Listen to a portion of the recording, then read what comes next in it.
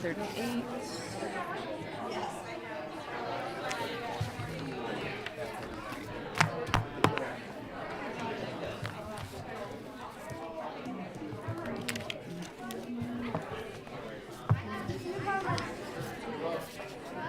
Are you going, but you are still going to do the first one too, right? Special use permit? Yeah, I'm gonna do 2 and then 1, 3, 4. Okay. I mean, just for discussion purposes. Because there's volunteers here from. Right, you don't want to have to sit through the whole thing.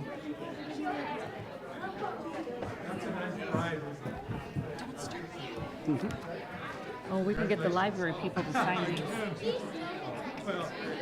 That's all right. Wait. Should I get them tonight? Real quick, trying to. Yeah. What? Okay, well, I haven't seen you in a while. We've got some very patient people. Chad. Hey, no, I'm ready to talk. Oh, yeah.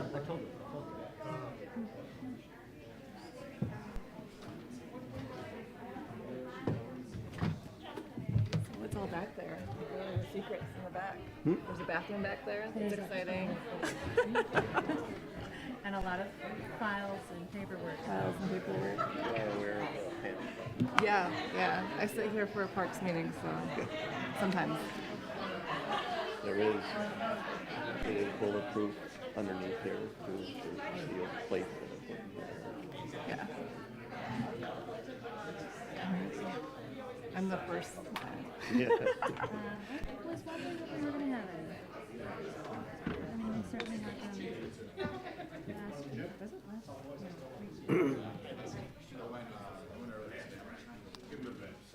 year? No. Tell myself how you see more than I do. But I don't see it.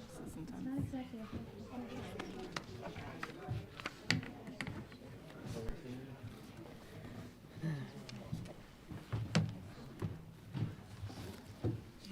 Oh, we already lost Christine.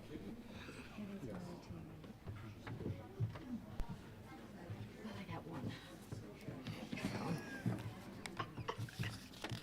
Jen, pictures. Did you see the text? He sent you a picture of your face when you go. I thought she was objecting.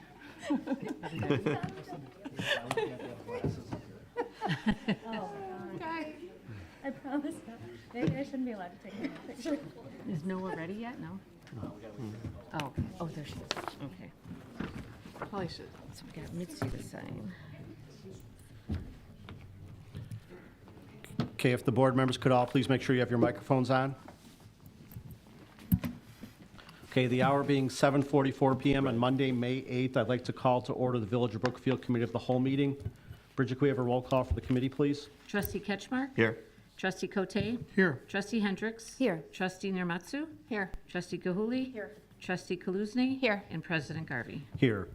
Thank you. We have 4 items under regular business, and I'm going to, just with the consent of the board, I just want to move something up on the agenda. We have a presentation from Elmhurst University. We have members of Elmhurst University that were kind enough to assist us in a community survey and a presentation, and I would like to deal with have them address the board first, and then we'll go back to the other items. So thank you for being here tonight. I know you worked very hard on the survey, and we're excited to hear about the presentation you have tonight. So the floor is yours. If you could introduce yourselves, that would be great. Hello, good evening, everyone. My name is Peyton Katowski. My name's Emily Athanasiou. My name is Francesca Smith. And I'm Marty Mikowski. So tonight we're going to be going over our findings and our analysis and process of doing the village resident as well as business owners survey. So real fast before we dive in, I just wanted to stop here and say thank you for not only giving us the opportunity to learn, but really just being able to have us dive deep and collect some really good benchmarking data that you guys can potentially use in the future. We really appreciate it because it allowed us not only to get a real world experience within our master's degree program that we're in for industrial and organizational psychology, but it allowed us to be able to walk away with saying like, hey, this is what I did with our master's degree program, which is super awesome to be able to say to individuals in the future. So tonight we'll be going over a very high level overview of everything that we collected, and now I'm going to pass it over to Marty to give you some more information.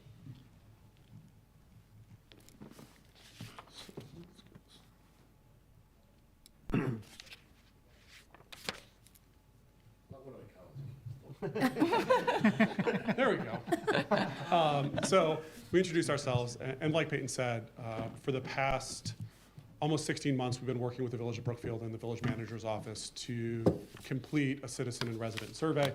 We have 4 faculty advisors, Professor Mark Hammondiner, Professor Carrie Hewitt, Dr. Rachel Bagliai, and Dr. Jessica Sim, who supported us in this project as well. So for some of the new trustees, I think we wanted to talk about kind of what we did and why we did it. So Elmhurst University and the Village of Brookfield came together to look at completing a citizen survey to understand a variety of different characteristics and resident opinions about how people felt about community services, how they felt about diversity, equity, and inclusion.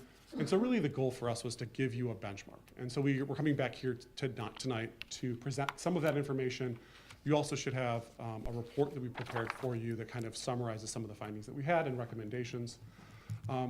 Really the process itself that we started was meeting with village leadership, department level leadership, to understand from our background, right, in terms of what do the employees think, what was information that could be useful for them, really to take that information, bring it back to our peers and our faculty to understand what types of questions we want to ask from residents. We then took that information, did some focus groups, created a citizen survey with considerations in terms of length, how we wanted it to be distributed, what the best way for us to get that information from the community. So we provided a variety of different survey outcomes, limitations, and potential future projects as well. So I'll turn it over to Peyton to talk a little bit about distribution. So for the distribution, the survey was live October 11th, 2022 to December 12th, 2020 through 2022. If I can do math easily in my head, that's a little over 2 months. We made it through a Qualtrics survey platform that allowed it to be accessible via a laptop as well as mobile phone. And we did it both in English and Spanish with paper copies to make it a little bit more accessible to community members. Additionally, with that information, we, from January until probably around April, we spent the process of analyzing it afterwards. And now I believe I'll pass it over to Emily to go, Francesca, to go over the results. Yes, so in the top left square, you'll see the top 3 village services to emphasize in the next 2 years. And so first, one of the assessment questions asked which top 3 village services should receive emphasis in the next 2 years. The first department that should receive most emphasis is village parks, recreation programs, and facilities. 47% of respondents voted this as the first needing most emphasis. And then village provided utilities, examples of water, sewer, and garbage. 46% of respondents clicked this as the second option. And then lastly, third, a condition of village streets, with 32% of respondents voting this as 3. Given the insight, it would be vital for the village to consider these changes, and also further recommendations with surveys could be needed to see which necessities are necessary for village parks, the utilities, and the village streets as well. And then you have your top 3 preferred ways to learn about village issues, services, and events. And so residents chose a village newsletter, the website, and official village social media accounts. Now I will turn it over to Emily. We're going to go back one slide real quick. A few more data points on the last slide on the infographic. So at the bottom there, you can see 453 total respondents for this survey. That included residents as well as business owners of Brookfield. We also asked respondents if they'd be interested in taking future surveys or participating in focus groups led by the Village of Brookfield, and 186 people did say that they'd be interested and willing to participate, so that's good to know. And then 188 survey respondents have either heard or have used SeeClickFix, and we wanted to highlight that since that was something that we wanted to measure originally when creating the survey. Now we can go to the next slide. So here are a few important demographic information to know about the pool of respondents. So in this case, like I just mentioned, there were 453 respondents. We did have some business owners who participated and completed the survey, as well as business owners who live in Brookfield. There were 7 of those. And then a few other key statistics to think about is that approximately 40% of respondents have lived in Brookfield over 20 years, so that's interesting. A lot of long-term participants in this case. Approximately 2/3 of respondents were female, and then approximately 90% of those respondents were white. I'm going to pass it back. So now looking further at the village level analysis, so enforcement of village codes and ordinances, approximately 41% of residents were either very satisfied or satisfied. Overall management of village finances, 36.3% were very satisfied or satisfied as well. Looking at the overall efforts of the village for emergency preparedness, 61.8% were very satisfied or satisfied. And then overall flow of traffic and traffic management, 48.3% of residents are very satisfied or satisfied. And lastly, we have our overall quality of customer service with 47.7% of residents feeling very satisfied or satisfied with these village level. Now I'll pass on to Peyton.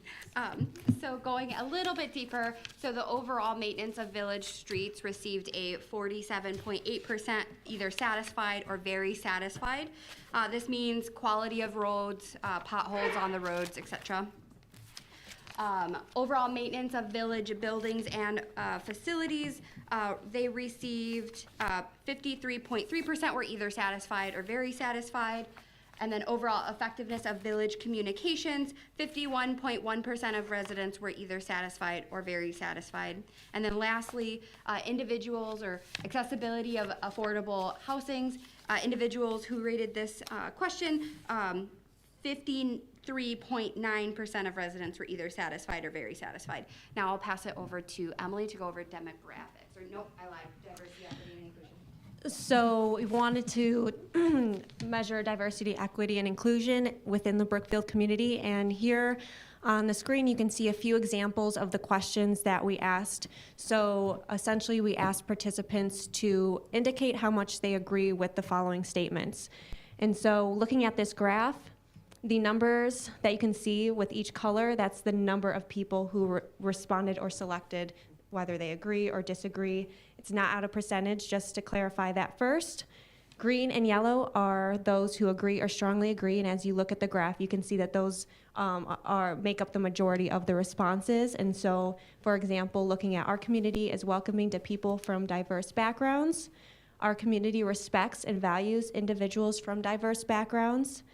I feel like I fit in and am valued and am a valued member of this community.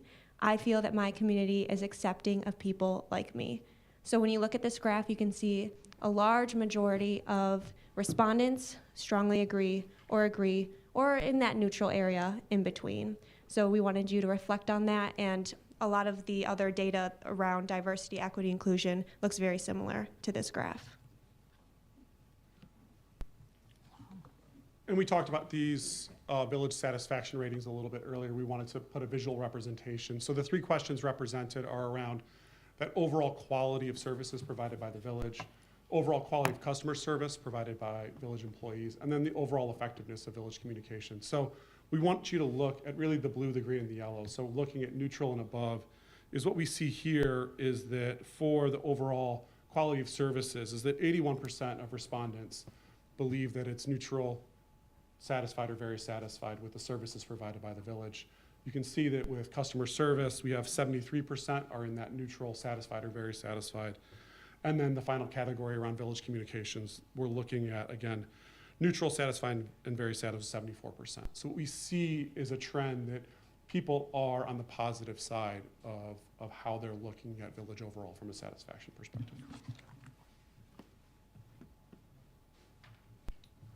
And then lastly, looking at our recommendations for the Village of Brookfield, it would be imperative to conduct an internal debrief of department level results, developing a process to identify future interests in future citizen survey projects, map survey responses to current and future strategic planning objectives, and implement the appropriate changes that were described in the Village of Brookfield paper that we gave you all. Lastly, the area of opportunities that should be investigated internally is reviewing the permit and licensing processes as well, reviewing the department's economic development and business retention effort, and the overall quality of code enforcement processes. By conducting an internal review and potentially conducting a community member focus group, it will be able to provide enough insight to make future recommendations for the Village of Brookfield. Next slide. And thank you all for your time and for us to work with you. Well, thank you for, I mean, this document is, you can tell how much work went into this, and we really appreciate it. It's nice to have, you know, someone from the outside come in and do this survey and the methodology that you used and, you know, the responses you got. The timing couldn't be better. You know, the fact that we just had the strategic planning meetings the other night, and we're going to have kind of analysis that coming back, and this kind of folds right into that, and, you know, by a department basis. And, you know, a lot of the things you mentioned were topics that came up during the strategic planning process. So it's a very thorough document. You know, the recommendations and plans and steps are things that we can and should follow through on. So I know how much work you put into this. On behalf of myself and the board, I want to say thank you. If you have a moment, I just want to see if the board members have any questions or comments. This is outstanding. Thank you very much for all the hard work you did. Anybody else? Thank you so much. We appreciate it, and you've made an impact, and you'll make an impact on the future here, because we're going to use this document going forward. So thank you so much, and thank you for being here tonight. Appreciate it. Thank you. Thank you.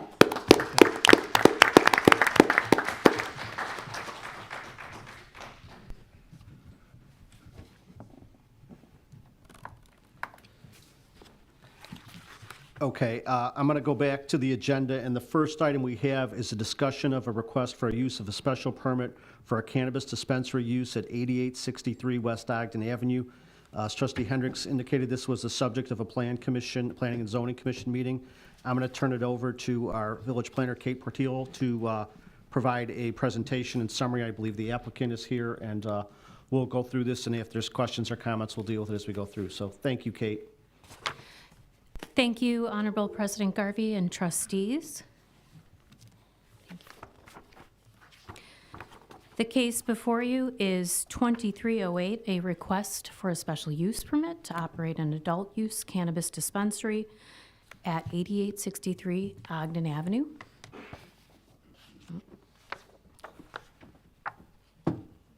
Is that the mouse? I'm sorry. You get the college kid. You want to bring back one of the college kids? Yeah. Yeah, we definitely need that. Yeah, but I could use the mouse. Yeah, turn it on. For college kids wouldn't know that. We're back in action.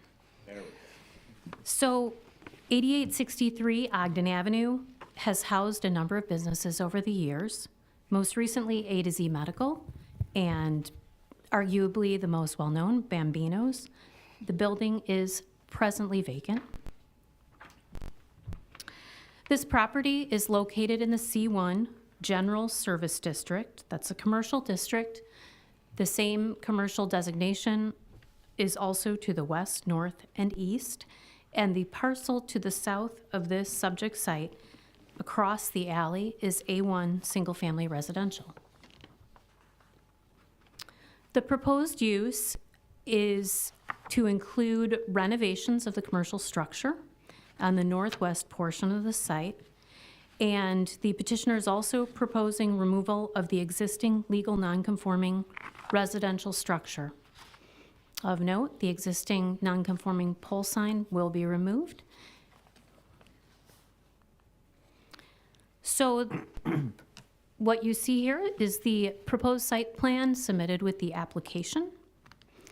The preliminary site plan includes termination of alley access to the south, the addition of landscaping and pervious area, as well as a Prairie Avenue curb cut. I will also note that 24 parking spaces are provided. The requirement is 13. The proposed use and site redevelopment are harmonized with multiple aspects of the village long-range planning. Both the 2020 comprehensive plan and 2022 Energize Ogden plan speak to factors such as improving competitiveness of the retail corridor, updating signage, adding landscaping, and changes in site access. If you read the applicant's detailed application, you may have also noticed that they took note of the Energize Ogden's recommendation of murals at this time. Those are not authorized under our code, but they are contemplating that in the future should that move forward. So on April 27th, the Planning and Zoning Commission did issue a unanimous favorable recommendation for approval.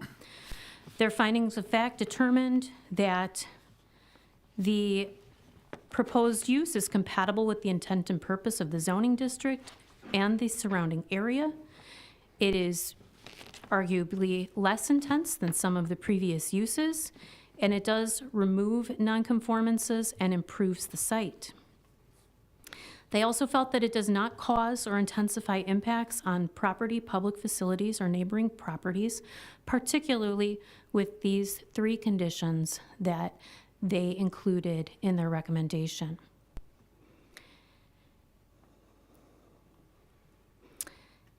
Following the public hearing, staff met with the applicant, who is agreeable to the conditions as recommended.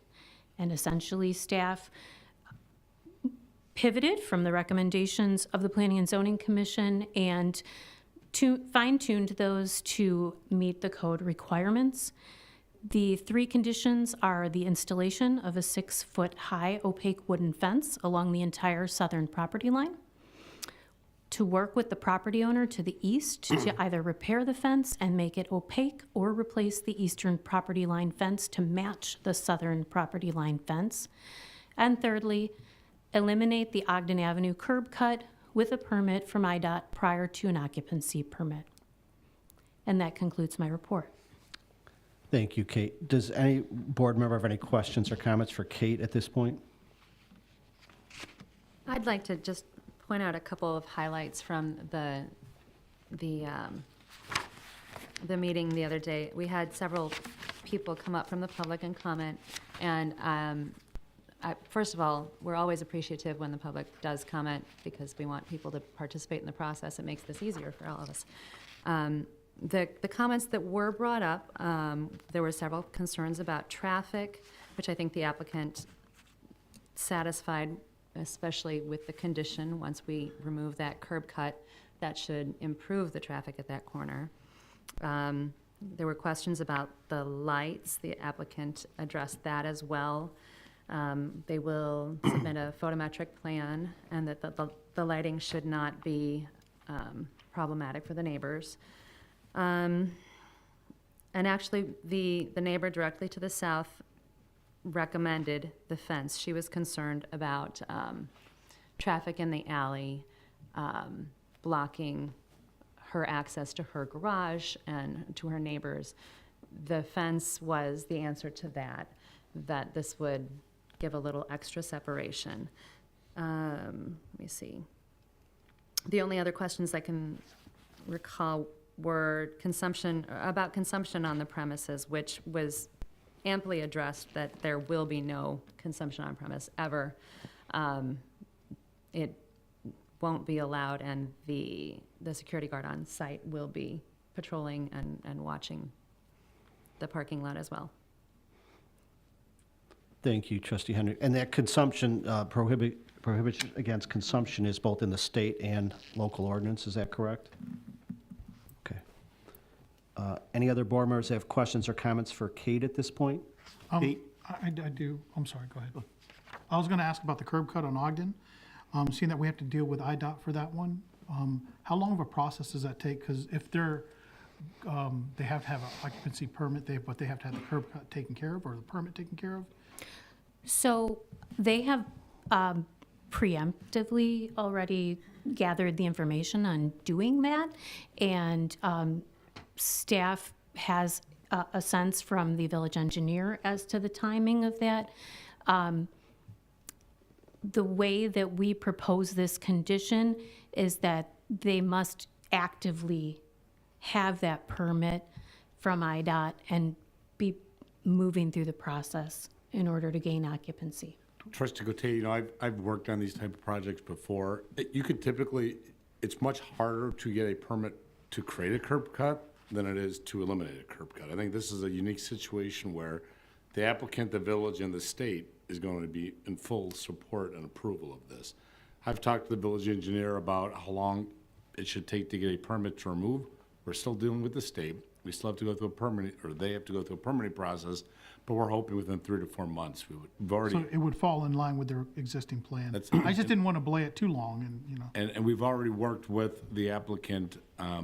We're not prejudging that the board is going to approve this, but we've worked with them proactively to try to, they've already have the information.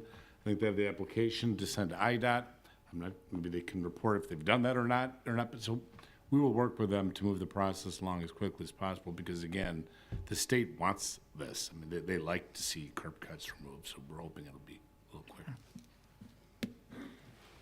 Kate, is there any restriction on turning into the parking lot off of Prairie? None has been proposed. Have we looked at the possibility of traffic backing up there? I mean, that, you know, that can be kind of a long light, you know, because you have the traffic heading southbound has its own light too. So if cars are waiting to turn into this and they're blocked, does traffic then start stacking up into Ogden? So a traffic study was not, a formal traffic study was not performed. The village engineer provided some general response on traffic, that it wouldn't be expected to be uniquely higher than other like corner businesses throughout the corridor. I don't think I'm looking at how much traffic there is. I mean, if there's one car if traffic's coming in off of Ogden and they turn right, now they're going to turn left into the parking lot, and there's cars blocking that, and the next car is trying to go down Prairie, and it just keeps stacking. Is that something that we can do, you know, not to block the driveway or something? Well, we could put signage up to that effect. I mean, this was talked about a little bit at the Plan Commission, and one of the Plan Commissioners said, what was the name of the Bambinos, or they said this would be a much less traffic-intensive use than when it was a. I understand it, but you also had an entrance off of Ogden. What I'm talking about is trying to get into the lot. If you have 3 cars there, now you are backed up onto Ogden Avenue. We could definitely put signs for traffic that's going northbound on Prairie to wait at Ogden at the light. Do not block do not block. Something like that, maybe. Absolutely, Yeah. absolutely. You could paint the pavement there too, in front of the drive, you know, just saying, leave it open so people can. Yeah, as the board knows, Prairie is a village-owned right-of-way, so that's something we can do ourselves. Because one car waiting to turn in just backs up every other car, whether they're waiting to turn in there or not. There's no place to go. Didn't they do there's a similar situation, is it Downers Grove? It's like Ogden and Cass, and that's a corner one. I think it's Cass Avenue, I think it's Downers Grove. Did they do a traffic study there? We could see what theirs, because it's a similar situation where you have right on the corner and then people possibly blocking that section. I don't know if they did, but I like the idea that, I almost called you President Ketchmark. I like the idea that Trustee Ketchmark came up with, is putting up some ways so they don't block that drive. And that seems like that's something in our control as opposed to something the applicant has to do. And I don't think there'd be any objection from the applicant, so. I mean, it's a point well taken, but it's something that we, as a village can address, I think, going forward. Absolutely. Is there any light changes in the, because as trustee Ketchmark said, the lights going south and northbound are separate, and so will there be any light changes there? The traffic light signal timing is all IDOT controlled. That has not been contemplated. I doubt the state would allow it to be, because they've done their studies. I'm sure they're interconnected. The lights in Ogden are all connected to each other on Ogden. IDOT's priority is to move traffic on Ogden, not necessarily the cross streets, so I would doubt very much that they would support it. I would think with the streets being offset like that, they'd have to have their own lights. Yeah, right, no, You know. I definitely think there would have to be their own lights. I agree with the painting. They have that in LaGrange Road where you go off into Jewel, where there's two big parking lots, and they have it painted, so you're not supposed to block that corridor. Other questions or comments for Kate at this point? I do know the applicant is here. I'm not going to require you to come up. If there's anything additional you'd like to state, or, I know you're available for questions if the board has it. Is there anything additional that you wish to say or present on? Okay, but you are available for questions. Anything else from staff at this point? No, they did queue up their presentation. If you'd like me to just flip through the slides, or we can also... If the board would like to see it, I know trustee Hendricks has seen it already, but if the board would like to see the presentation, that would be fine. Absolutely. I'd love to. Would you like to come up and... We were going to get you up here one way or another.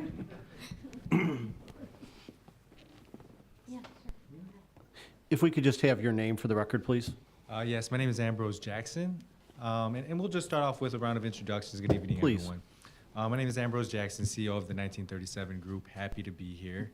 I actually completed my bachelor's degree and master's degree, both at the University of Illinois Chicago.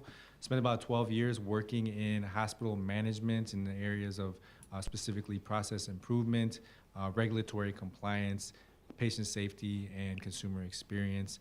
And that experience, I think, really helped pave the way for the transition into this very regulated industry of cannabis.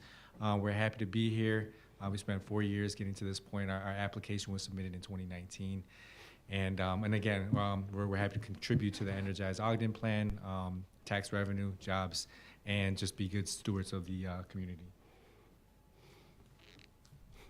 Thank you. I'm Sonia Antelek. I'm Chief Legal Officer with the team in the 1937 Group. I am a resident of the Village of Brookfield. I've been an attorney for going on 17 years. I was a prosecutor for Cook County for 10 years on and off in 2 different stints. I was a Chief Administrative Law Judge and Deputy General Counsel for Illinois Healthcare and Family Services. I was also Director of People and Legal for a startup called the Mom Project, which is a mission-driven startup to help women get back into the workforce from taking time off with their family. And now I'm here with this team. So everything I've done has been public service, community-driven, working with people who need legal services and need legal help the most. And I think this has been the perfect culmination because no day is the same. We have a lot of different legal issues and administrative law issues as well. There's a lot of compliance involved, and I think that my experience has led me to be in the perfect role at the perfect time, working with a great group and bringing something hopefully really great to my own community and the place that I call home. Hi, everybody. I'm Jim Riley. I'm Vice President of Facilities over design, construction, and maintenance, also involved in real estate. I've done retail and restaurant development programs for 35 years, and I've been in the cannabis industry for about 4. And to date, I've completed about 560 projects. And I'm Ron Elkins. I am with 2 Point Perspective, and I'm the architect working on the design of the space. And it's been great working with this team. I've got 25 years experience in architecture as a licensed architect in 9 various states around the area, and have been working in cannabis, not exclusively, but significantly in the last 4 to 5 years. Thank you for the introductions. All right, so just about us, we are a social equity applicant here in Illinois. We are vertically integrated, so we do have a craft grow facility that is currently operational in Broadview, as well as a transportation license and company that is operational in Broadview also. Lastly, on the right, I'll share one thing which I'm very happy about. But we did write for a grant for the R3 fund, and actually was awarded for $800,000 to support our community engagement plan. And so that's something that we're very excited about and happy to be able to integrate with our operations locally. Sonia, you want to just speak for a minute here on this slide? You know, why Brookfield? There's a lot of neighboring towns, a lot of opt-in towns and villages. Why Brookfield? One, again, it's my community. It's right here. It's in my backyard. And one of the things you first notice as a Brookfield resident or as one of the many people who drive down Ogden back and forth is that it looks a little bit outdated. It looks very industrial. And so as part of the Energize Ogden plan, it just kind of worked out timing-wise where we could be one of the first, well, I think Slice Factory is opening pretty soon. We're counting down the days for that. But one of the first new businesses on Ogden to help re-energize the Ogden community. Also because we want to eliminate the disparities, not just in affordability, but also access to the plant. It's a plant that is used for medicinal purposes, and right now the nearest dispensary is over 4 miles away, and there are plenty of residents in the Brookfield community who do use it for medicinal purposes as well, and have to drive to a different community, whereas bringing it here, they'd be able to stay in the community and bring all of that and keep all of that in the community. Want to hire locally for every element that we possibly can, from the construction to any other parts of the planning that we have to. Also to the people who will be working in the dispensary once the dispensary is up and running. We do have to hire at least 12 people for that as well. So want to give back to the community and hire from within the community, create those opportunities in the community. And I already mentioned, you know, being one of the first in the Re-Energize Ogden plan.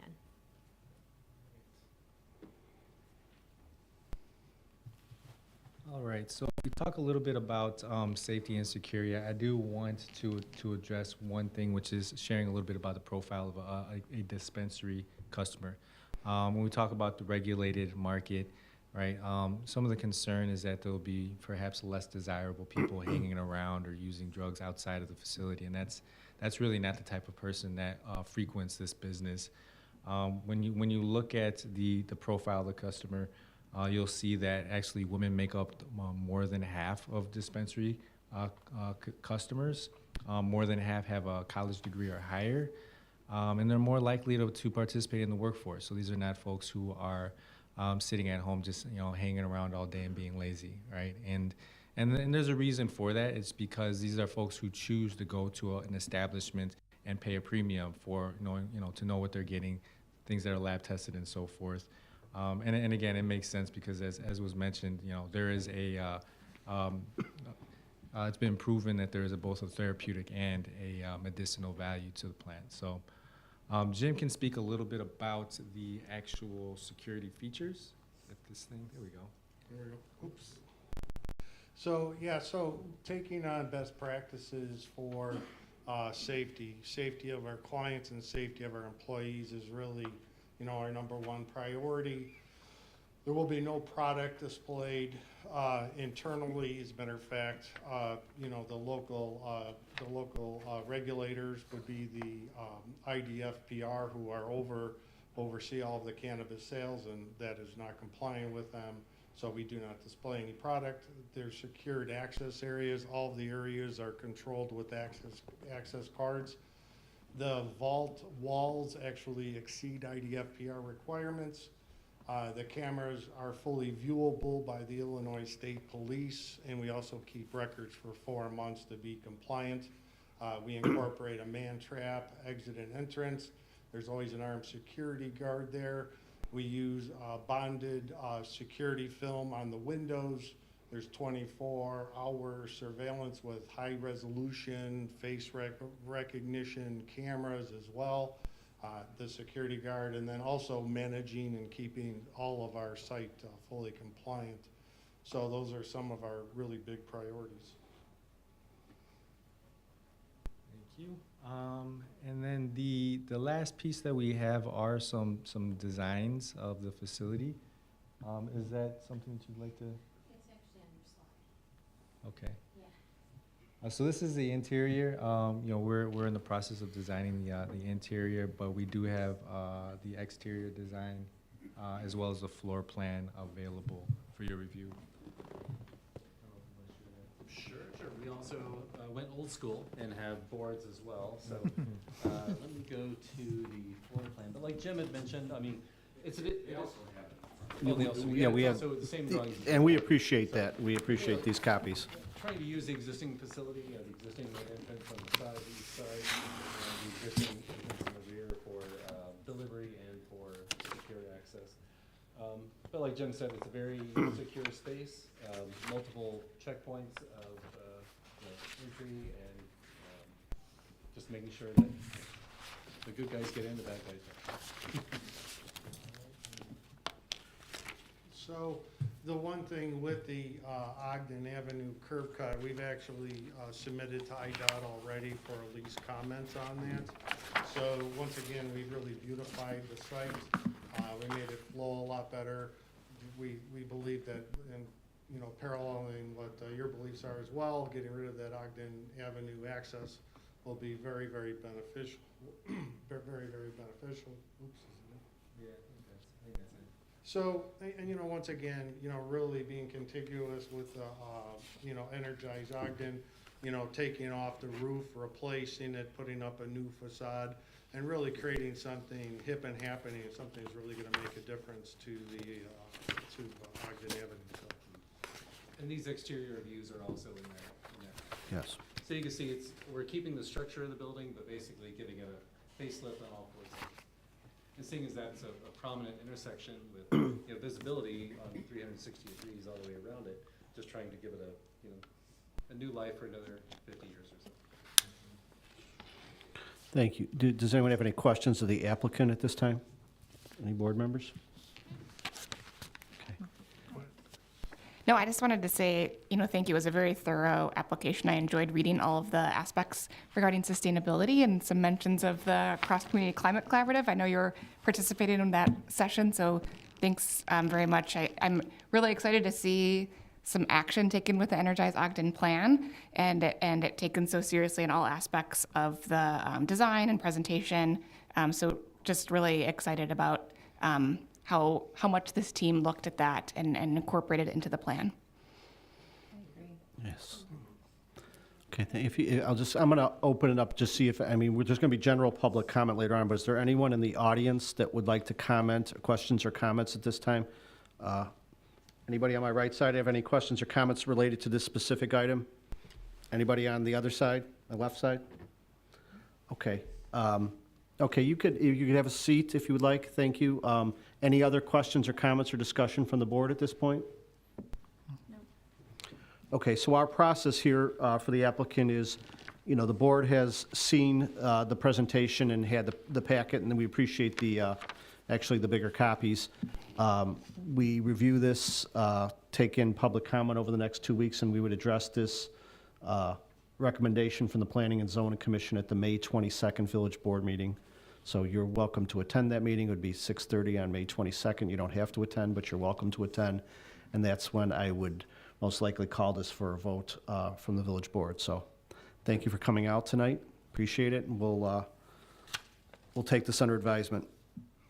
Okay, the next item, I'm going to move on to item number 3, a discussion of a request for a special use permit for the low-impact manufacturing of ice cream at 4620 Forest Avenue. And again, I'm going to turn it over to Kate. Thank you, President Garvey and honorable trustees.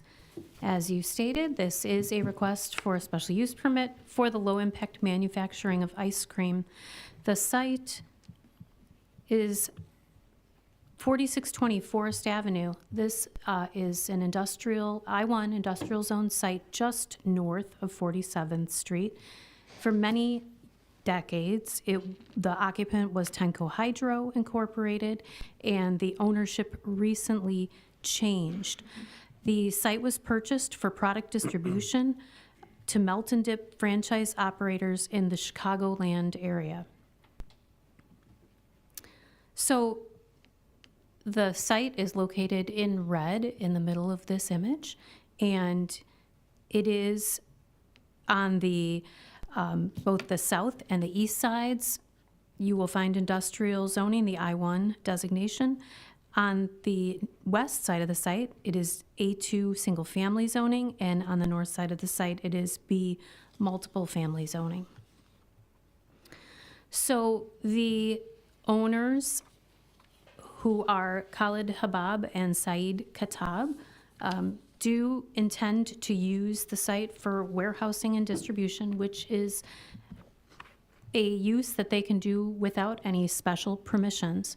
But the melt and dip concept, as the franchise concept, if you're unfamiliar, is essentially a dessert shop.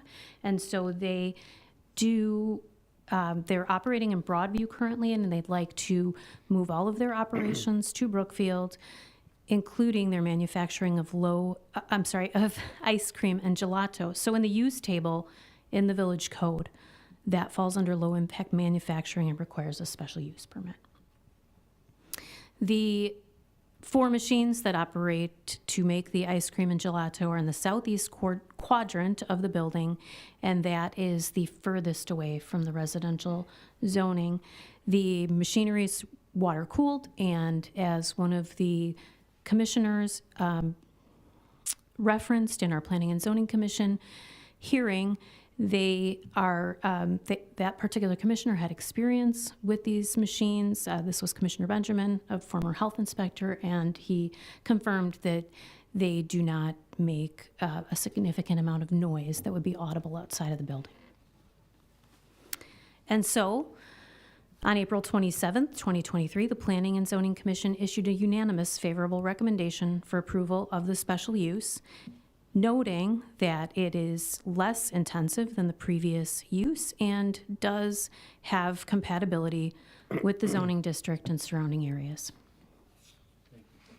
Sorry, thank you, Kate. Trustee Hendricks, as liaison to the Planning and Zoning, is there anything you wanted to add on this case? I think the only, excuse me, sorry. I think the only things I would add are traffic again and parking were discussed. They weren't considered to be any sort of problem on the site.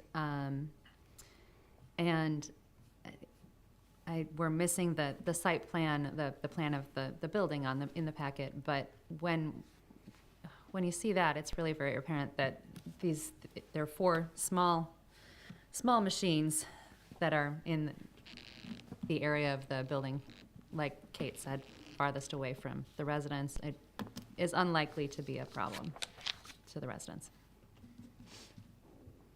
Okay. Do board members have any questions of staff at this point? I have one question, and this is just sort of how things are done standard. I'm not sure. When there's a transfer property of one manufacturer to another, what kind of environmental testing is done on that site? Just going from, I'm not sure what the old manufacturer did, but this is now a food manufacturer. So transfer property does have a thorough resale inspection. I can't speak to environmental studies that may have been done, but the operations of this current property owner would be subject to the Cook County Health Department, who the village contracts with. But if they're not, just change of ownership, I don't think ever triggers an environmental review. It's if they're digging up, if they're digging up the property, if they're reconstructing something, then it would, but I don't think that's the case here. They're using an existing facility. And I just wanted to point out, there is a link, and if you click on the Planning and Zoning Case 2306, there is a link to the machinery and the site and locations. I think Trustee Hendricks just missed it. She had seen it at the Planning and Zoning Commission, but it is in the documents that we have, so. Any other questions or comments from the board? Is the applicant here? I know The applicant is here to answer any questions you might have. Again, you don't have, is there anything you'd like to say, or you just want to make yourself available for questions if the board has questions? You don't have to say anything. Do the board members have any questions or comments for the applicant? No. Oh, sounds like a great reuse of the site. Is there any further discussion from the board on this? So just like the case before us, we're going to take some time to review this. We've had a chance to review the documents and the minutes from the Planning and Zoning Commission, the staff report. I think we're all familiar with the area and the scene. We take some time to deliberate on this, and in 2 weeks on the May 22nd board meeting, we'll address the recommendation of the Planning and Zoning Committee, and the most likely will be a vote at the May 22nd board meeting. So thank you for your application, and we'll deal with it on May 22nd. Okay, the last item is discussion of case number 2307, a request for a special use permit for a transportation terminal use or for moving services at 9118 West 47th Street. Kate? Thank you so much, President Garvey and honorable trustees. So 9118 West 47th Street is a property that is located within a larger industrial complex. There is not site access off of 47th, but instead from Maple Avenue, which is to the northwest. This is in the I-1 zoning district. In this case, all parcels surrounding the site are also industrially zoned, including the properties in McCook. So a trucking and transportation terminal is what this use falls under in the code. And just to give you a sense, the use definition states use is engaged in the moving of household or office furniture, appliances, and equipment from one place to another. So that accurately describes this proposed use. The applicant is Michael Fries. He owns A Affordable Moving Company, and this is a small company that operates 7 days a week, but does not do any warehousing of what they move. So they're strictly a point-to-point moving company. Their vehicles, they have 4 in their fleet, which are under 26,000 pounds, and essentially they're looking to use this location, the small office on site, as well as the parking of trucks. The site has met the parking requirements, and on April 27th, the Planning and Zoning Commission heard this case and issued a unanimous favorable recommendation for the approval of the special use. Their comments regarding their finding of facts was that it is a compatible use that does not cause or intensify impacts on the property or surrounding area. They felt that that is particularly the case because there is no warehousing. Thank you, Kate. Trustee Hendricks, anything you wanted to add on this case? Just that one of the commissioners actually called this, this particular use on this site ideal. Thank you. And do any board members have any questions or comments for staff? Okay, is the applicant here on this matter? The applicant is here as well. Again, you're free to say something you like. You don't have to. I assume you're available for questions. If that, I'm going to thank you. Do the board members have any questions or comments for the applicant? I do not. Okay. Is there any further comments or deliberations from the board at this point, or just want some time to review this? Okay. Just as you heard with the other 2 cases before you, they're going to review this over the coming weeks, get any public comment or input. If there's staff questions of staff, they can reach out to staff, or I know you're available also, and we'll vote on this at our May 22nd board meeting. But thank you for your application, and we'll let you know on the 22nd. Okay, that ends the items we have up under regular business. Kate, thank you very much for the presentations tonight. And thank you to the Planning and Zoning Commission. I heard they had another busy Thursday night. I will open up to public comment one more time. Is there any public comment on this side? Hearing none, any public comment on this side? Okay, hearing no public comment, I would entertain a motion at 8:33 to go into executive session pursuant to Section 2C6 of the Open Meetings Act, the setting of a price for the sale or lease of property owned by the public body. So moved. Second. The motion was made by Trustee Cote, second by Trustee Kaluzny. Roll call, please. Trustee Ketchmark? Aye. Trustee Cote? Aye. Trustee Hendricks? Aye. Trustee Nermasti? Aye. Trustee Gahuli? Aye. Trustee Kaluzny? Aye. Okay, we're adjourned into executive session at 8:34. We will conduct the executive session in this boardroom, so I'm going to ask